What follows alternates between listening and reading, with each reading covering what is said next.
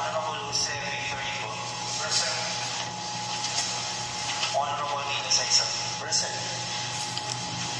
Honorable Antonio Remoto. Present. Honorable Peter Catani. Present. Honorable Leilani Ramon. Present. Honorable Manuel Patrimonio. Present. Honorable Manuel Arbol. Present.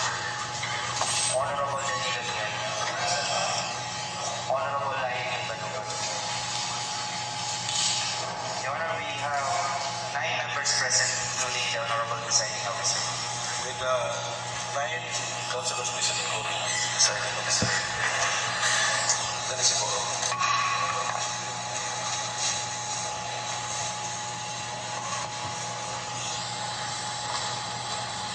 Do I have any motion to dispense the reading of the minutes of the previous session? Subsequent remarks and objection that being not to this is approved.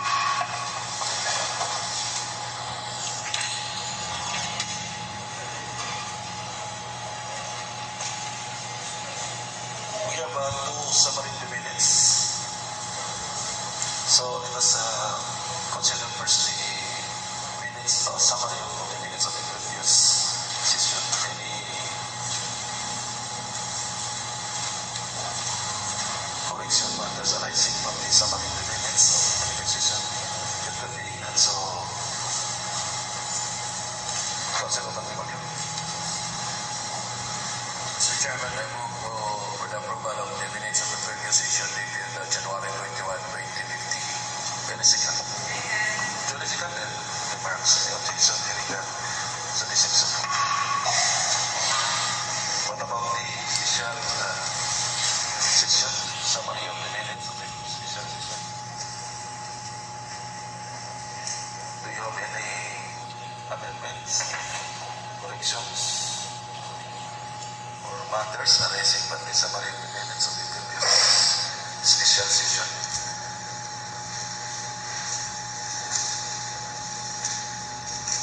Do I have any motion to consider our summary of the minutes of Mr. Chairman, I move to consider and approve the minutes of the previous session.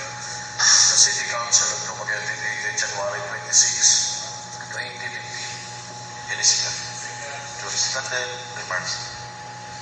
Any objection? Hearing none, so this is approved. Let's proceed to the committee reports. Your Honor, Yes, Councilor Mulis. I move to avail a question of privilege, Your Honor. Any second? Do I hear any second? Duly seconded. Remarks? Any objection? Hearing none. So this is yes, Mr. Thank you very much, Mr. Proceed, Councilor Mulis. When I went over the agenda for today's regular session, I was shocked to find out that the second reading for the proposed ordinance, which was unanimously approved on first reading last Wednesday, January 21, was not included for second reading. I made representation with a very able Secretary to the City Council and members of the Secretariat, and together with author of said ordinance, Honorable Councilor Manny Arbon, we went to the sequence of events. Last January 14,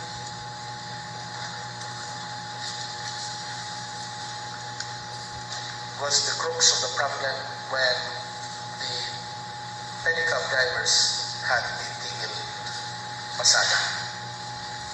So that on January 21, Wednesday, this humble representation, because at that time, when I presented this, Honorable Akbar was out. I submitted for approval on first reading an amendatory ordinance to Ordinance Ordinance 177 Series of 2007 and amended in 2011. And the minutes of that session, which we have just approved, would tell us that I did make a referral to the Committee on Traffic and Transportation and to the Committee on Rules, Ordinances, and Legal Matters, to the effect that there was a committee as a whole and public hearing that was scheduled on Friday, January 23. So that in effect, that committee as a whole would have been deemed as a committee meeting to the proposed ordinance already, wherein we had our additional public hearing, because we have had several public hearings wherein we heard the sentiments of the general public represented by the various different sectors, that of the religious sector, the senior citizens, the students, the business sector, ably represented by the president of the Negros Oriental Chamber of Commerce and Industry in the person of Mr. Edward Tu, wherein he also did put forth their computations on inflation. And of course, the transport sector was also represented by members of the operators and the MCH tricycle drivers. There was a special session scheduled on January 26, wherein Honorable Arbon and myself would have expected, as provided for in our internal rules, Section 56, that entitled Period to Report, the committee shall submit a report favorable or otherwise on the proposed ordinance within 5 working days, which would have been that Monday. But it was deemed necessary that a committee report will not be coming from the committee as a whole, but specifically on the Committee on Traffic and Transportation, Rules, Ordinances, and Legal Matter. On January 26, Honorable Councilor Danilo Teves Leon introduced for first reading another version to the effect of looking at the rates, basic fare rates.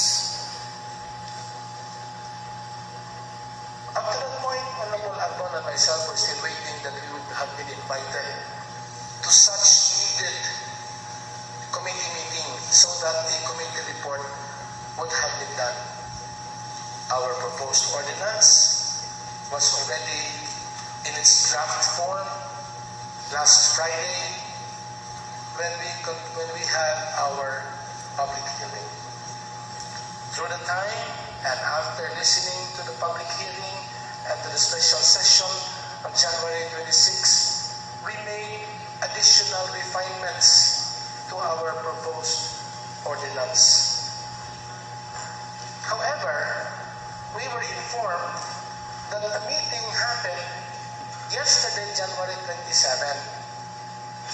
Again, Honorable Manuel Manny Arbon and his humble representation were surprised why we were not invited to such meeting, wherein an actual committee report would have been done to the approved proposed ordinance on first reading last January 21. Now, we come to today's agenda to find out that number one, it was not included. And we believe, we contend that this should be heard on second reading, even if there are other arguments to the effect that none of what would have happened was done by the committees who were supposed to hear this. tuan lang ikalibugan ani ug ngano nga dili magtagaan og pagtagad tong amua nga proposed ordinance nga unta gibasihan man to sa pipila na kabuok public hearing. Gani pagpasulod ni Honorable Danilo Teves Leon sa iyang proposed ordinance last Monday, I oppose because I was not agreeable to its title. Honorable Albon approved because of the basic reason that all proposed ordinances are going to be good, but he can explain that himself. And then there was the motion that a survey was to be done yesterday to the effect that Honorable Manuel Manny Albon and his humble representation opposed, because a survey will be unnecessary. We have already conducted a series of public hearings where we have already heard the sentiments of the people. What more additional sentiment or survey are we going to need? It would seem as if we are just going to utterly disregard the several public hearings that were conducted since December and the month of January. Also, we believe that we have actually done a backyard survey on our own so that we will be ably supported in our proposed ordinance. But the survey done in one day, and if you would see the question that was given yesterday, I cannot understand how we will be able to arrive to a certain degree as to how we are going to go about it. We checked the proposed ordinance of Honorable Danilo Teves Leon and this humble representation and other legal luminaries that I have consulted would believe that if there are no refinements done on the proposed ordinance, this cannot be approved by the Sangguniang Panlalawigan. Basic factor that is missing would be the data that would be used to arrive into a certain basic fair rate for the city of Dumaguete. Since we still have so many things to consider, Your Honor, already submitted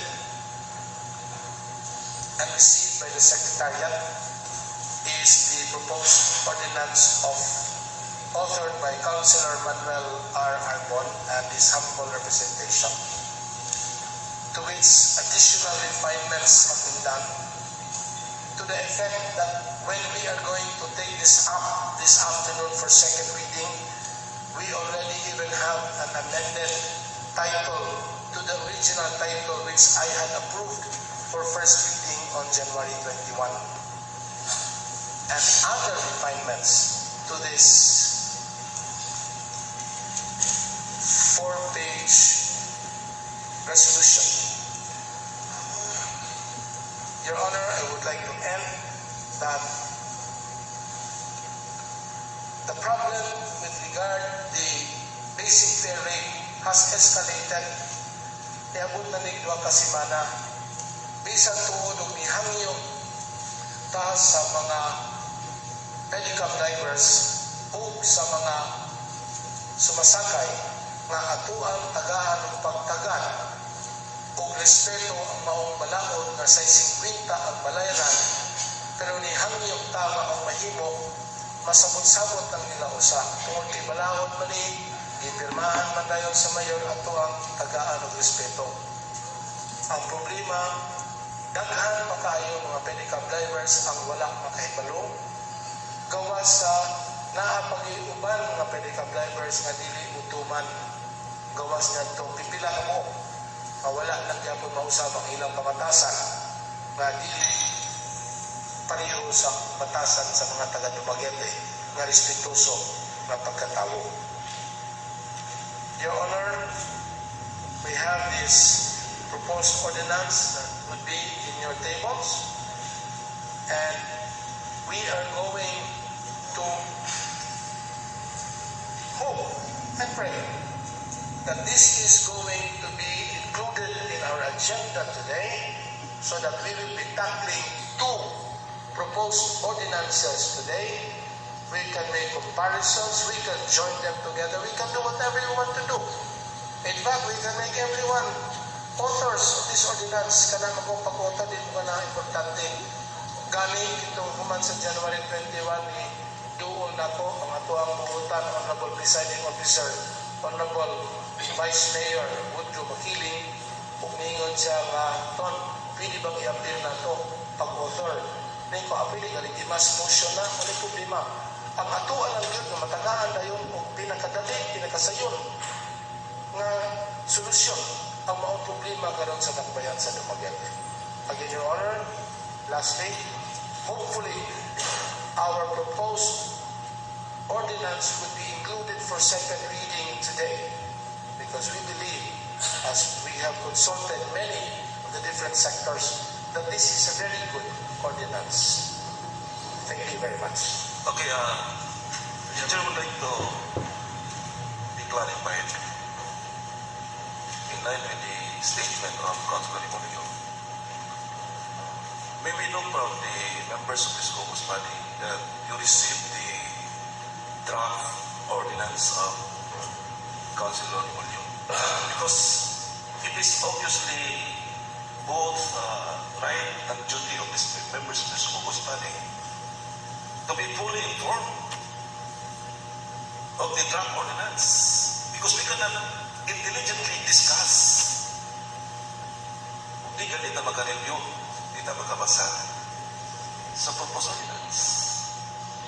Councilor Rimulio, tingin siya na mahimot kami, mapilsa sila hindi.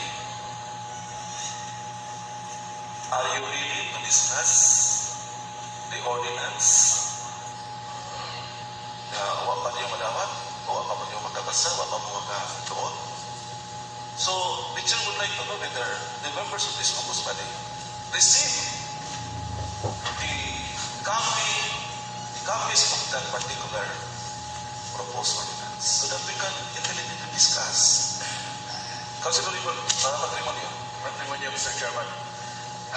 Yes, I accept I received also the proposed ordinance of Honorable Arbon and Honorable Remolio. That is why we can harmonize between the proposed ordinance of the gentleman from Tacloban and Daro and Magnao.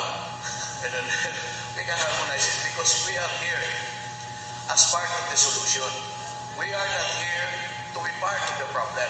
This is what I know. Na mahimo lang atong nagtawag na umayo ang kanandan, okay ra po nila o ato lang i-harmonize Kana, may wapo. kana ang ako magod na ako ang paglan personally, at least my personal opinion nga niani ta dinhi nagdastingog sa katawhan sa Dakbayan sa Dumaguete, isip konsyal solusyon sa problema ang atong gibulong, and we are not part of the problem. So I hope that the gentleman who authored both ordinances, which is good for the public, ma-applyan nila una to harmonize both this resolution.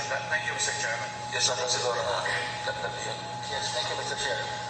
I heard my personality being mentioned on the privilege speech of Honorable Remolio because I was the acting committee chair on transportation due to the fact that the chief committee chair was out of the city on official business. Now, on my part, last week's session, when we had the caucus at the mayor's vice mayor's office, the problem with regards to this issue was given to me, being the acting committee chairman on transportation. So I took it upon myself to present it to the meeting back in the office of a proposed ordinance, of which was on my head. When we resumed session, Honorable Remolio beat me on the first reading. I wasn't able to say it on record that what happened. With regards to the proposed ordinance, which I see now on my table, this is the first time I saw this. Karon lang ning puntuhan ako nakita. And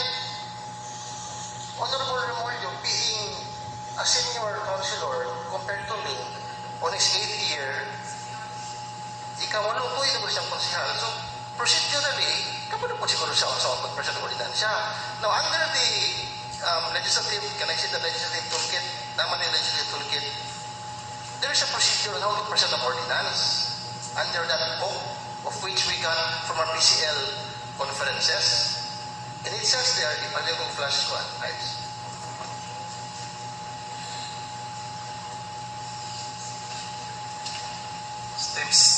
Steps in making an ordinance, naagya ang libruha, of which we should all follow.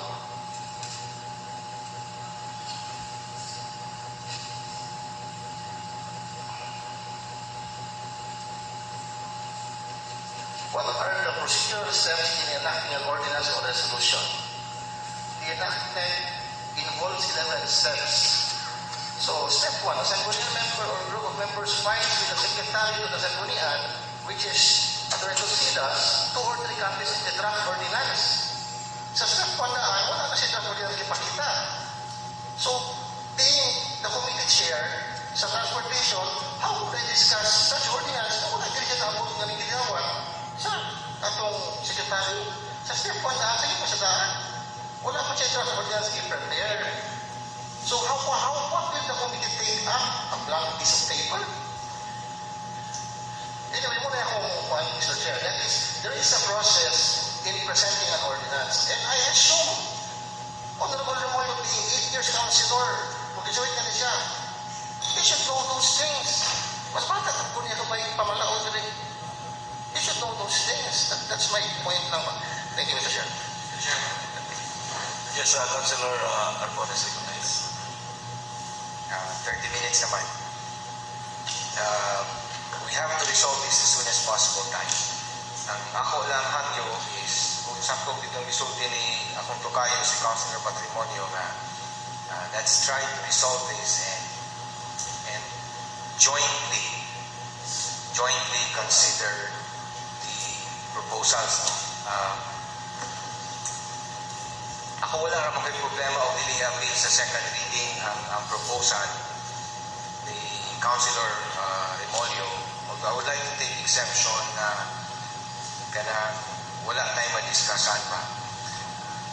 Ako lang hangyo dili na kita mag-districto kayo sa mga rules because last time when our good friend Councilor Leon presented on first reading the draft proposal, I do not know if that was the same ordinance that is now also on our electronic copy. Ako mo kung may duman last time na ito yung mga matrices, mga matrix ba. Karon, wala naman ko kakita. So I would assume na that's not the one. And you really have to be very ticklish about it. We're supposed to sign our draft ordinances, and I'd like to know if also nasaynan ba po itong draft ato. If you really have to be strict about it, no? But our internal rules say that it has to be signed. But apparently, most if not all of us in the city council do not do that. By acquiescence, itugot rata. More so in this particular issue because the exigency calls for it that we had to agree as a matter of principle na to postpone. But, okay, give and take, wala na may masabitin on time ang draft is because nag-evolve man ko siya because of the public hearings. That's why even the copies that my colleagues have in their possession now, napagod na siya corrected copy which we already submitted to the Secretariat. So, having said that, Mr. Chairman, ato na lang siguro dili na lang kita mag-districto sa ato ang rules. If there is a way we can do away with those specific rules na maka-restrain na hinuan nato sa pagsubal ani nga problema. Kung mahimo, i-present na lang nato ang mga proposed solutions and then we can be very informal about it. Atong kunit-kunitan hangtod ta makontento and then we choose asa na may mas maayo, asa angay ang atong tapukon at taputon. Ako dili mo kumingon nga uuyo na kita sa usa ka option kay basin complementary din siya na ay strengths ang proposal ni Councilor Remolio na ako'y mga strengths ang proposal ni Councilor Leon. So kung pwede ato silang ninyoon mas maayo tingali. Ang hangyo lang kay wa mo gud na-appeal sa agenda nato ron if there's a way na we can consider on second reading the proposed amendment of Councilor Remulla, Mr. Chairman. So, yes, sir. Yes, sir. With regards to the matrix, Mr. Chair, it was just a presentation, a scenario. So, just a presentation na to. Thank you. Okay, Councilor po. Yes, Mr. Chair. I would just like to make a manifestation, Mr. Chair, that in the other matters of this afternoon session, I'll be moving on first reading a proposed ordinance also with regards to this. On the table, Mr. Chairman, are two beautiful ordinances. Dua ka gwapo nga ordinansa. Gwapo kayo. Listen to me, please listen to me. My proposed ordinance, Mr. Chairman, will be entitled, kunyara na ko ni pagawas, whichever is submitted to our secretary. Submitted already with the body, with the title. The title of the ordinance is an ordinance setting a temporary fair rate scheme while the permanent solution is being crafted for all MCH lying within the territorial jurisdiction of Dumaguete City. This might be a band-aid solution, Mr. Chairman, but I know, nung atong kulit-kulitan pa na itong ordinansa dali, pasig maabtan kita pila ka bulan, ang atong mga pedicab drivers, maggulat, atong publike magaulat. This is a temporary solution. This is the fastest solution. If we cannot reach a solution this afternoon. Salamat, Mr. Chair. Mr. Chair, Yes, Councilor Ramon and Councilor Remulla. I just would like to manifest, Mr. Chair, that I just received the hard copy of the proposed ordinance of Councilor Remulla. And my first question was, na-committee meeting na ba siya? And then he said na last Monday, unta. Ang ako na pong ika-comment, Mr. Chairman, kay during last January 26, I made myself available kay doon na may joint committee meetings with the Committee of Ways and Means nga membro ko as well as Committee on Traffic and Transportation, pero wala dyan may maglingkod sa table. So I just wonder why kay init man ko ng issue karon supposed to be na committee meeting unta mi as a whole. So, unta to, ipatawag tanan, kay I also observe nga si Councilor Remulla as well as Councilor Arbon, diha na po sa ilang cubicle, pero walay bitawag na mong tulo. Just an information, Mr. Chairman. Councilor Remulla. At this point in time, Your Honor, we cannot be very strict on compliances because that is going to be debatable on whether it was or it was not complied with. Kita na kay Bulu nga daghan na kayo mga hitabo nga naay mga proposed ordinances na wala din na matuman, pero tungkol kay mga buutan man ta mga punsiyal magkasinagtanay raman ta ato argyan mong ipadayon. Gani, Your Honor, I believe that this is not an ordinary circumstance and situation. This is something extraordinary wherein an immediate solution is needed. Wala ka mahadlok nga basin kung naay tigil pasada. Kaya ako katuo nga dili na buhaton sa ato ang mga amigo kay kabalo sila nga kita naninguha yun nga maabot ta nining tuntuha. Ang ako alam ni kabalakan, tigasigi og lalis ang mga nga sumasakay o ang mga driver sa pedicab. May nalanggalin kay kita dumagitay niya city of gentle people, wala pa'y gilaan nga pagitabo. Ako pa lang ako napangutana ang usa ka buok nga driver kung siya gani naman sa nini gidalaganan siya o pasahero. Maunta to kung basihan sa size 50 makabayan mo to o mga 8.50. Itagaan siya 5 kumanidalagan. Pala niya gugda kay mosamot na o kalisyon ng iyang panginabuhi imbis makapasakay sa lain dili na. Ang problema karon, Mr. Chair, and as a reaction to the What is the preliminary inquiry of Councilors Ninya? Asa na tatatin drone kay Urag, we are not moving an inch at all. Orders of the day. let me finish, Your Honor, So, that I greatly appreciate the wisdom of Honorable Nelson Patrimonio. Mao mahimo sumala sa gihangyo na sa ato ang pinalangga nga Vice Mayor niadtong miagi nga Miyerkules. Pwede bang iuban na to? Gani kaning ordensya ha? Tuloy to ka po ang version na kang Honorable Leon. Lahi to kang Honorable Albon ug sa akuha. Apan kay kami namang duha may nagkasinabot, muna nahimo nga imbes katong akuha ang first reading, na duha kay ang amo ang ordinansa gitipon man.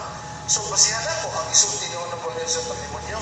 Huwag problema, sa kitang tanan ng motor niya ni, ang importante karong ang muna, mapunta tanayan ng solusyon sa nakong problema.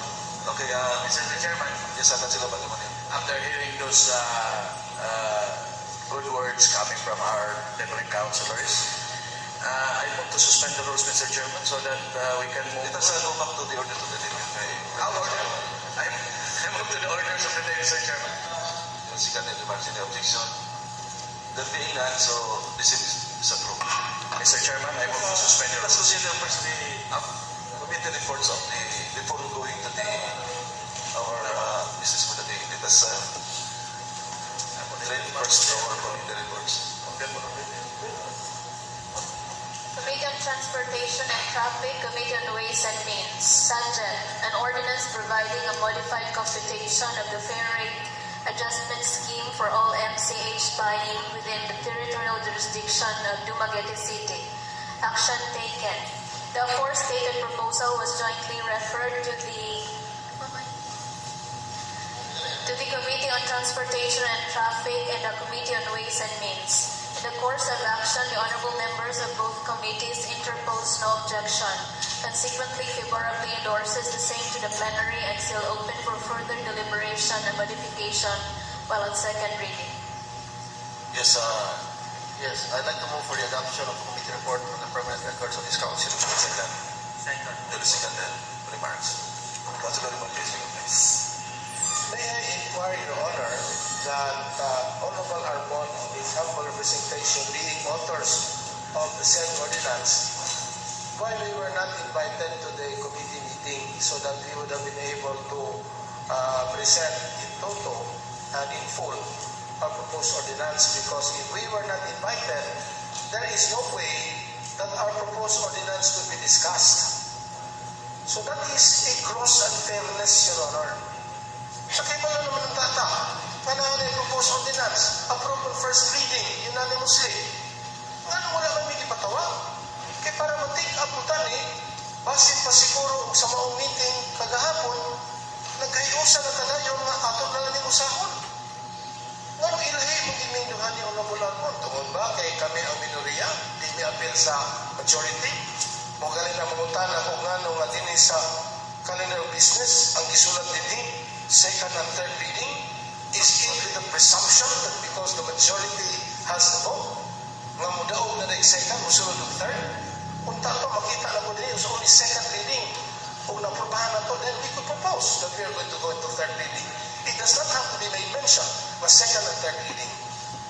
Actually, Councilor Molyo, you are not invited of the committee meeting because during the consideration of the first reading of the proposed ordinance of Council Mayor, it was referred to the proper committee. The Committee on Ways and Means, the Committee on Rules, and the Committee on Transportation and Publicity.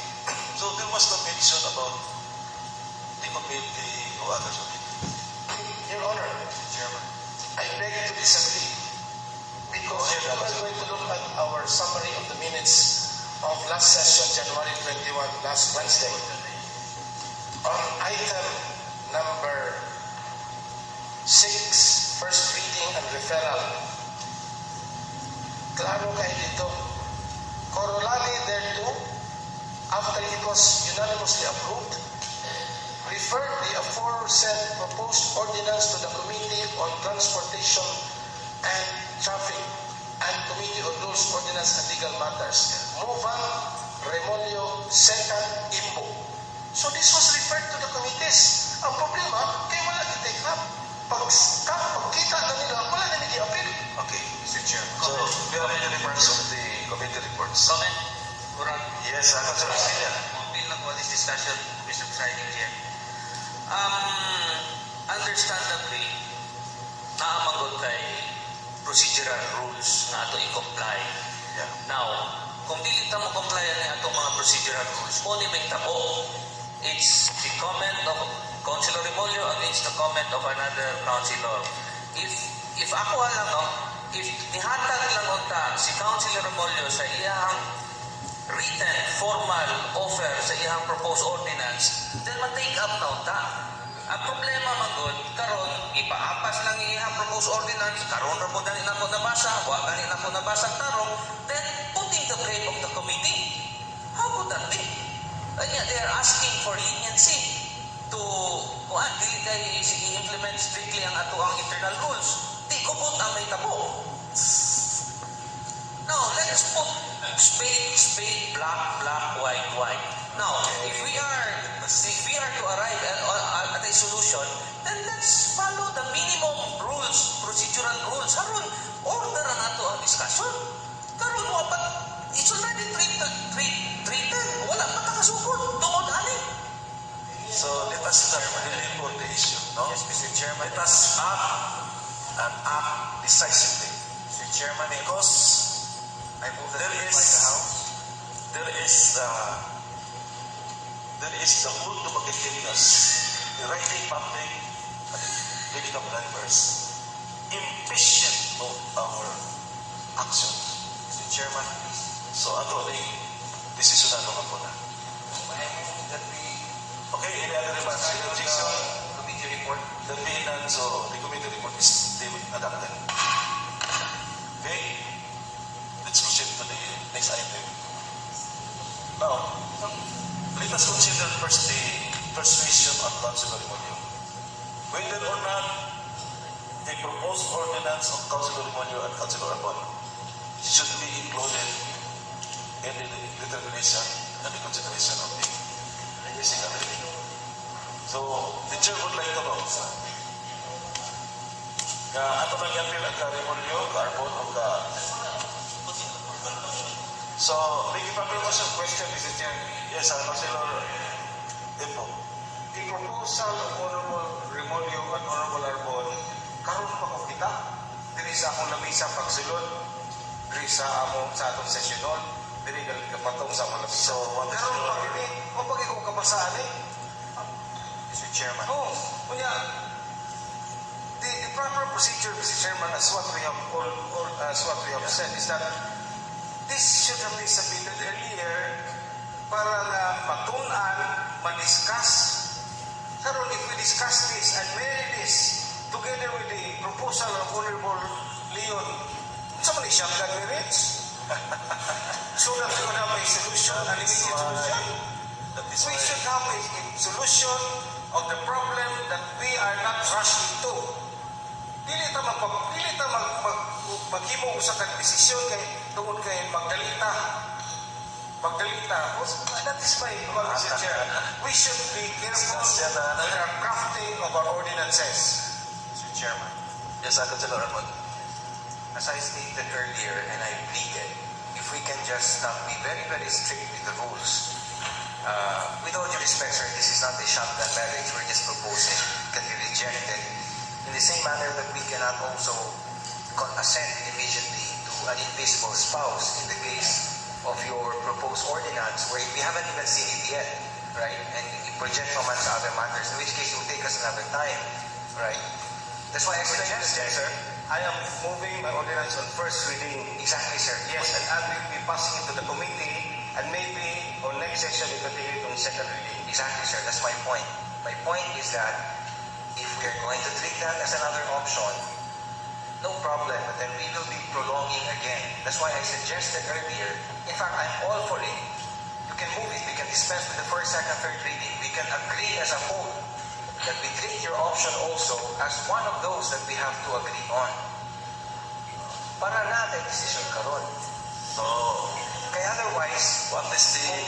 kung with all due respect, Mr. Chairman, indot man ang suggestion ni Councilor Imbo, but then it will take us another time frame, maybe 1 week more, 2 weeks more, because I believe it cannot take precedence over the proposal also of Councilor Remolyo. So if we have to go by precedence, unahon kadangan ng proposal after ana, Tony Remolyo na po, after ana, Councilor Imbo. And then you think, pila na po naka-weeks mahurot. If you have this time now, atong paano tanan. discussion na ito tanan, ang three options.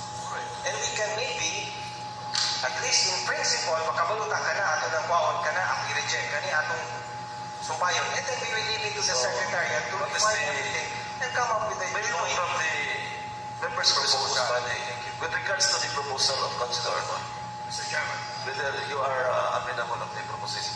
May I add, Mr. Chairman?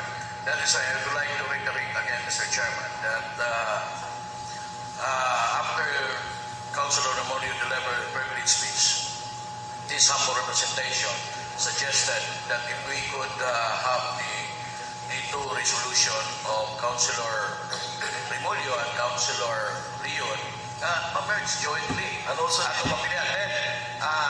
and also the ordinance of Councilor Aimbo, in which this kind of ordinance, according to him, is a ban-aid ordinance. So, if there is a ban-aid ordinance, probably both ordinance of Councilor Remolio and Councilor Leon are sa lumpas in this matter. So, we will want this together so that there is a solution. Let me finish first, let me finish. Go ahead. The general public is waiting for the solution because even the bicycle drivers are general public himself, Mr. Chairman. So they are citizens of Dumaguete. So everybody is waiting for this. So why not merge together? Not only intermarriage, both ordinances of the three gentlemen so that we can find solution. As I would like to say again, we are here representing the voice of the people as part of the solution. We are not here because we are part of the problem. Mr. Chair. Yes, Councilor Saison. Yeah, as chairman of the Traffic and Transportation, with the indulgence of the members of the council, during the crisis,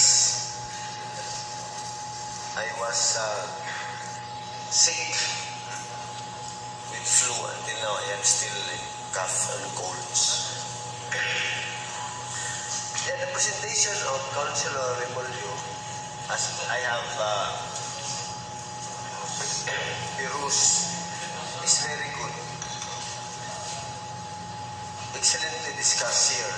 The presentation of Councilor Leon, of course with complete committee reports, is also excellently presented. And I also appreciate the proposal of Councilor Limbo. But right now, as I analyze the two, it cannot be merged automatically. Because the Councilor of Remolio discusses, the proposed ordinance discusses on daily wage rate, average daily MCS rental, average daily gasoline usage.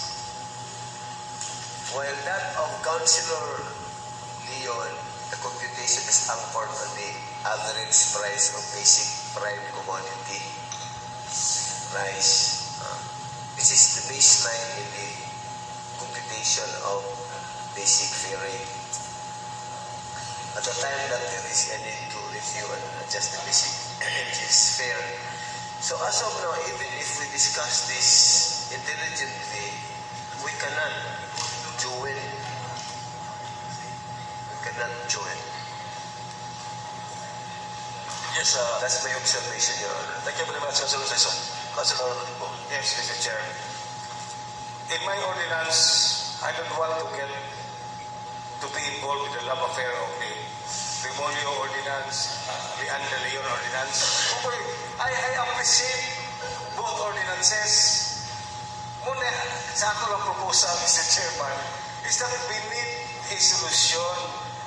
But that intermarriage, nato ni siya i-unite, kinahanglan sa nato siya i-discuss pa kayo. Kaya nga itong mga pedicab drivers na itong riding public, maghulat. Magsingit ang discussion diri, magsingit ang away, magsingit ang because of that how to merge that. Our riding public and our tricycle sectors are waiting. Ang akong proposal, if wala pa rin, first reading pa rin, I don't know if you will take this, will be a temporary scheme while waiting for you to get married. While waiting for you to nasa tayo solusyon. Nato na natin permanente nga solusyon, Kani ako, mawala na ni. This is, if you call it a body solution, sige na, okay lang. Basta kay, doon lang tayo solusyon karon, makahatag na sa atong riding public, mag-discuss na rin sa pagtulo o pagkabulan. Basta na rin solusyon. Mura na ako, Mr. Chairman, sir.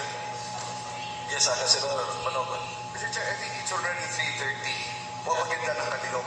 I think it's time to look at kung kung sa'yo i-propose ni Honorable Leon so that we can compare. Makasugod na ka because ang atong tumungog tuyo din itanan is para man sa ito ang riding public o para sa ito ang motorcycle. Okay, let's proceed to the unfinished business. Sa ito na itanawag.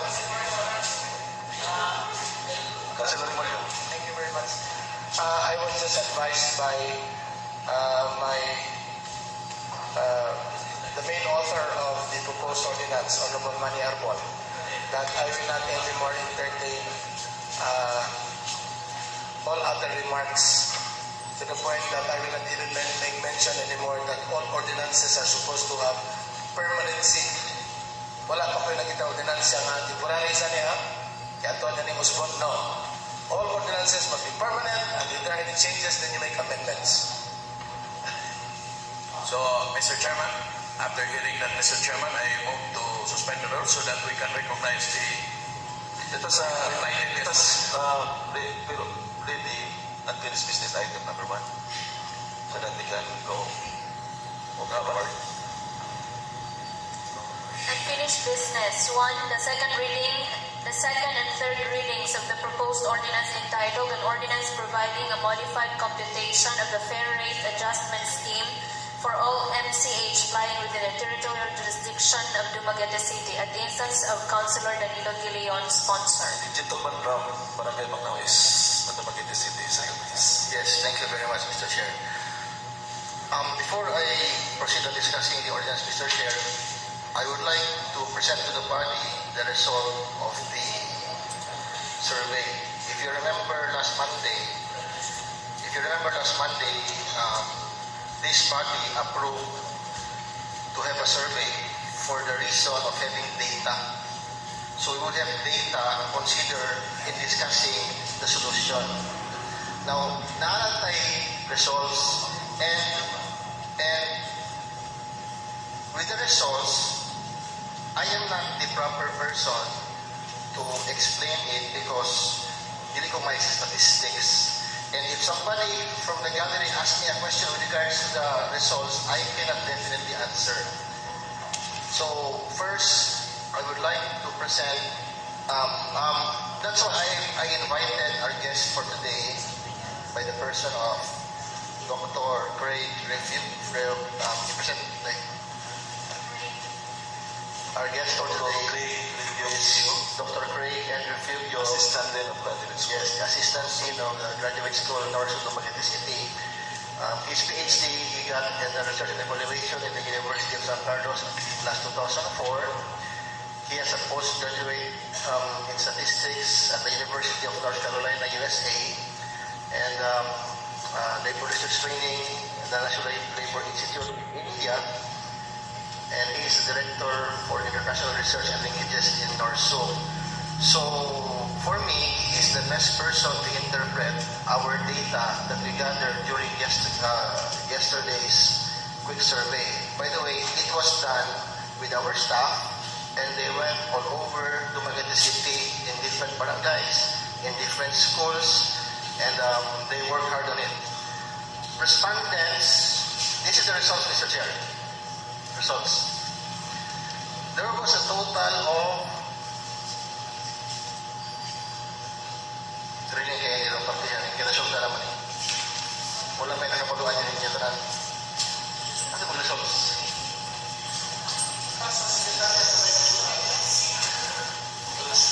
Hindi na mo. Yeah. Kailangan naman na results. Anyway, there were 3 questions fielded among the public. Simple na kanya question. Pila man ang dapat na minimum fare rate or bitihan karong niubos ang presyo sa gasolina? There was a selection of 6, 7, 8, 9, 10. Number 2 question, pila man ang dapat na bitihan kung usa ka usiklik ang gasolina? And number 3, pila man ang dapat na bitihan kung muubos ang 25 ang gasolina? So So very simple na tayo. And the winner for the first question was number letter B. A total respondents of 700 796 respondents total na participate sa survey. Ang nakataon sa first question was numbers letter B, which is 7 pesos with a total of 465 points kanina po. Ang also 208 points or persons kanina po. Ang Noibe 17, ang size 101, ang J5. Muna sa election sa survey na muna pa-explain ni Dr. Refugio para po nakasabuta kung sa scientific study with regards to statistical survey. So, may move to suspend the rules, Mr. Chair, so that you can give the floor to Dr. Refugio to explain to us scientifically what this means. Second. Mr. Chairman, Yes, sir, Dr. Orban. before we suspend the rules, Mr. Chair, I just would like to be clarified with the proponent regarding this particular survey because he wants our good guest to answer questions pertaining to this survey, and the word he used was scientific. But we know that this was not a scientific survey. So I do not know if our good guest would really be able to answer questions pertaining to this because he wasn't even part of that survey. But anyway, for everyone's enlightenment, I just want us to bear that in mind that this was not a scientific survey. Okay, let us listen first now. The point of inquiry, Your Honor, I would find it grossly unfair to our guest if he will be subjected to something of which at the very start he was not part and parcel to. Because I would have appreciated it him, our guest, Dr. Refugio, who is an expert on statistics, would have been included from the very start. Kaya karita magsugod sa ulahi, mag-listen to it. In fact, kung ma-flash na to ang ditong survey, itong survey form, you have a copy of the survey form. Copy of the survey form.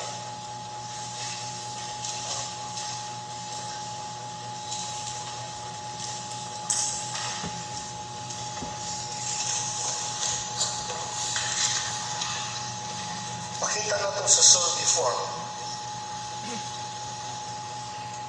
na naay letter F. Pangutan na ito, kung sinita po sa letter F na A, B, C, D, E na malamay abil. Ay, mga letter F pa na. Wala yung resulta. Okay, Councilor Rio. Yes, ang letter F, lang po na siya, Mr. Chair. Kaya maybe ang mismong respondent, tapos yan, mauling yung sulat. Sige. So, Listen first sa mga invited. No, wala ganyan. Walang karoon na kasabot na po nga na letter F, kaya masig na sila kasugyot. So, kung siya resulta yung tao sa letter F, kaya masig daog nito letter F. Sana siya So, let us listen first to our Mr. Chair, I explained to our guests the Muninita po, and he gladly told me I will help explain it. Okay. The rules is suspended.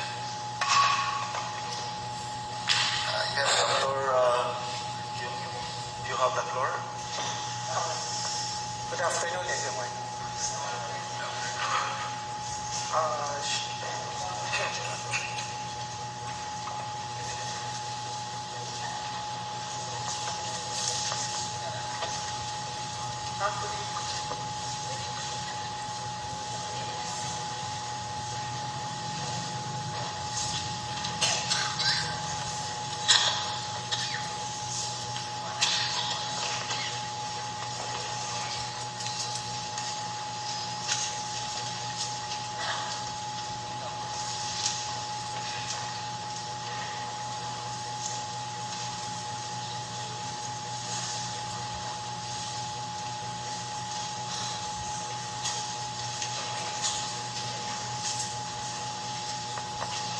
Let me start with the statement of Councilor Remolio.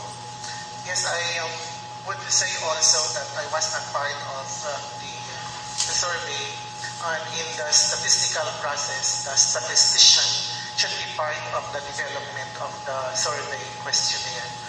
But what I'm doing in here is that I would go into the data given to me in the assumption that the questionnaire was being presented to this body for validation or maybe for further questioning of this body. And I would also comment on what you said, that the last part in there is about the letter that has no value at all. Actually, in the data collection, there must be others places specified, because sometimes we could not read. We might be thinking of shall we say different values, but there are values that were not pop up to our mind during the development of the survey questionnaire. But in here, I would just go into the data that are being given to me. So, according to the secretary, they conducted a survey for around 796, and I presume that the data given to me were accurate and being collected to the best of the ability of the data collectors. And my role is on the data analysis.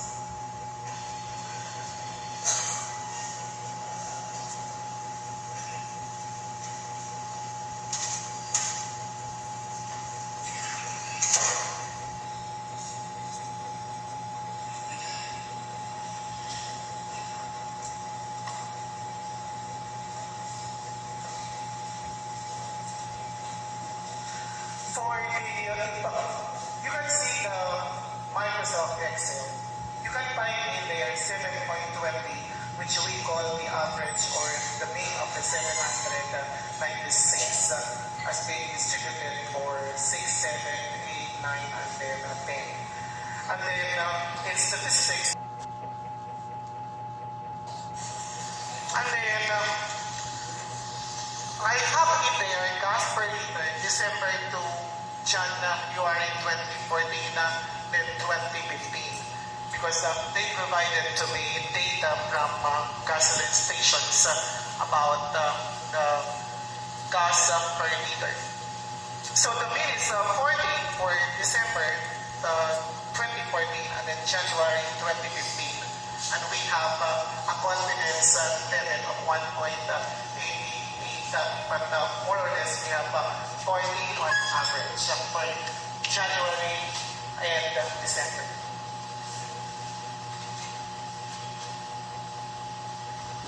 That's the income that we have collected from the pedicab drivers way back 2014 and 2014 September and October. So that's the data.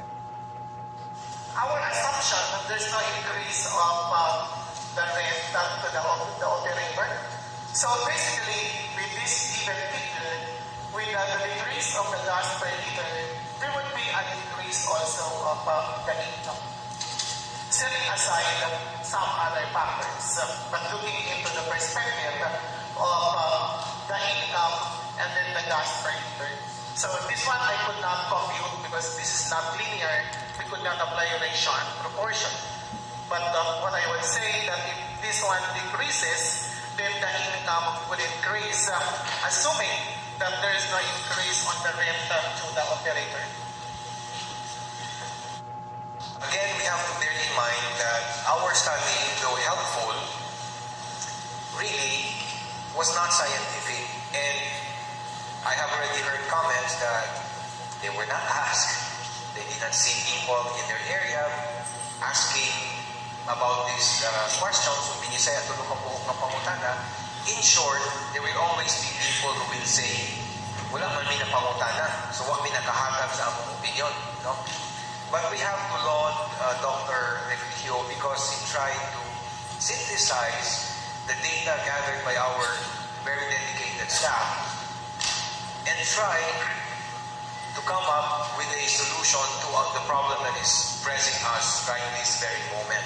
My only concern, Mr. Chairman, is that will the Council take hook, line, and sinker the data that were already gathered by the staff as in quotation marks, the gospel truth about the sentiment of the people. I appreciate very much of the prices of the gases so that we can merge. As I listened earlier, it mentions about a marriage between two things. And that's what India is also doing. The different shall we say, proponents, they presented the results and then they average the results to come up with a holistic decision. Councilor Smith. Doctor, just to update you of the past discussions that this council had, one of the dilemma that we are confronted is the telecom drivers are clamoring that despite the reduction of pump gas price, the basic commodities, the price of the basic commodities are still the same. Now, I would like to discuss a formula and a long-term solution of which, again, we have already discussed the income, the price. There was one suggestion coming from, which was being offered in the council of looking into consideration the inflation rate, of which I would subscribe to that idea, considering that the inflation rate talks about the purchasing power of the peso. Now, would you suggest to include also in our data in the formulation of a formula of arriving of a reflective fare rate? If we talk about indices in a national perspective, and if we compare that one in the scenario of Dumaguete, then Dumaguete is just very small in comparison to national figures. So if we look into figures given by NSO and given by government offices like GNP, Consumer Price Index, then that's all about the national scenario. It's a national figure. But we are looking into a micro level. So in my own perspective,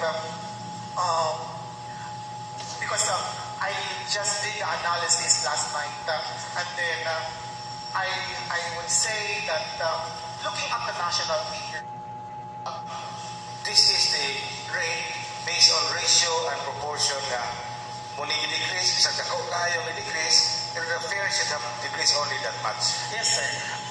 Looking into the average of December 2014, we have 41.73.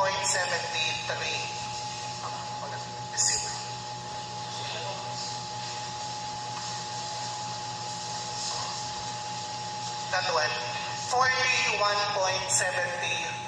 January 2015, the average is 38.2 because there's an increase, then rollback, then increase, rollback, and we get the average.